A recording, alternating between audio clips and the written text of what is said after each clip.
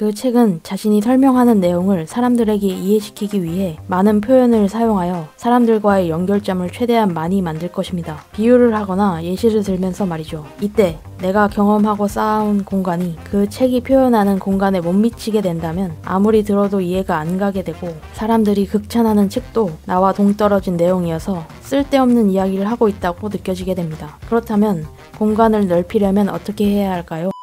공부, 책 읽기 왜 이렇게 하기 싫고 어려운 걸까요? 공부를 즐기는 사람은 얼마 없습니다. 공부를 하다 보면 이해하기 쉽지도 않고 집중도 잘 안 돼서 쉽게 지루해지기 때문이죠. 공부를 하거나 책을 읽을 때 가끔 나와 관련 없는 동떨어진 내용이어서 아무리 들어도 이해가 안 갈 때가 있습니다. 이 영상에서는 정보를 습득하려면 글, 영상, 이미지 속에 있는 세상을 이해해야 한다라고 합니다.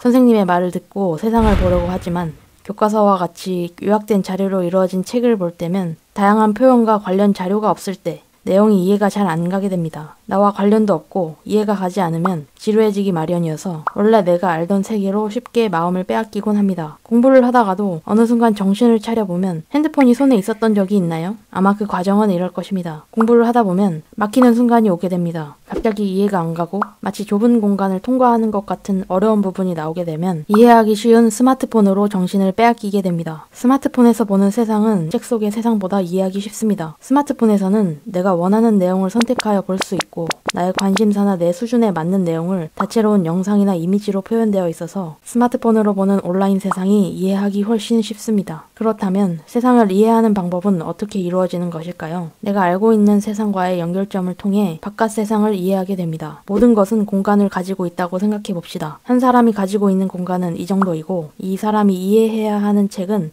여기에 위치해 있다고 하면 그 책은 자신이 설명하는 내용을 사람들에게 이해시키기 위해 많은 표현을 사용하여 사람들과의 연결점을 최대한 많이 만들 것입니다. 비유를 하거나 예시를 들면서 말이죠. 이때 내가 경험하고 쌓아온 공간이 그 책이 표현하는 공간에 못 미치게 된다면 아무리 들어도 이해가 안 가게 되고, 사람들이 극찬하는 책도 나와 동떨어진 내용이어서 쓸데없는 이야기를 하고 있다고 느껴지게 됩니다. 그렇다면 공간을 넓히려면 어떻게 해야 할까요? 다양한 경험과 지식을 호기심을 가지고 접해보는 것이 세상을 보는 눈을 넓히는데 많은 도움이 됩니다. 예를 들면 과거에는 도무지 이해가 안 갔던 내용이 시간이 지나서 다시 봤을 때 이게 이런 내용이었구나, 왜 그땐 이해가 안 됐지 하는 경우가 있습니다. 저는 그 이유가 시간이 지나며 겪었던 일들, 접했던 경험들이 세상을 보는 눈을 넓게 만들어주어 내용을 이해할 수 있는 연결점이 생겼기 때문이라고 생각합니다. 즉, 나의 공간이 넓어졌기 때문에 예전엔 이해하지 못했던 내용도 이해할 수 있을 정도로 내가 볼 수 있는 세상이 넓어졌다는 것입니다. 그럼 여기서 나의 세상을 넓히는 방법을 도출해낼 수 있습니다. 내가 어느 정도 세상을 보고 있는지를 객관적으로 인지하고 나에게 맞는 수준의 책을 선정해 읽고 내가 알고 있는 세상을 통해 좀 더 넓은 개념을 이해시켜주는 책을 보며 공부하는 방법이 나의 세상을 넓히는 방법이라 할 수 있습니다. 끝으로 쓸데없다고 생각했던 여러분의 경험과 지식들이 세상을 이해하는 데 도움이 될 수 있고